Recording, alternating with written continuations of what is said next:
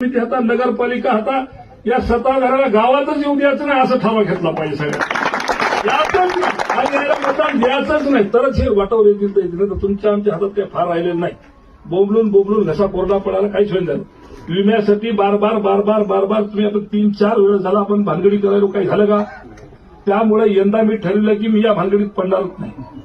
ना कोणतं आंदोलन करायचं ना धरणा द्यायचा ना काय द्यायचं. नीट वकील लावले तर गेले 4-5 लाख रुपये त्या वकिलाला द्यालो. सुप्रीम कोर्टापासून जायची तयारी ठेवली. त्या 6 आपले जे काही विधानसभा मतदारसंघात माझ्या क्षेत्रातली त्या सगळ्यासाठी मी 6 जणांची टीम तयार केली. 6 वकिलाची जी आता हायकोर्टात जाणार तिथून सुप्रीम कोर्टात जाणार. जोपर्यंत आपल्याला हे विम्याचे पैसे भेटणार तोपर्यंत ते लढा देण्याची त्यांनी हे ठेवली. कारण आता याच्यामध्ये काय पडून फायदाच नाही.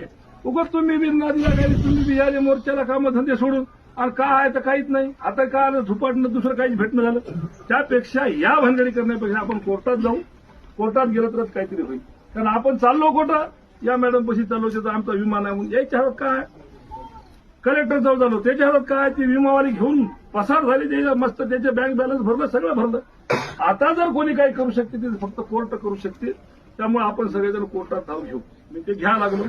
मी सगळ्याच्या वतीनं मी स्वतः ते वकील लावलेले आहेत आणि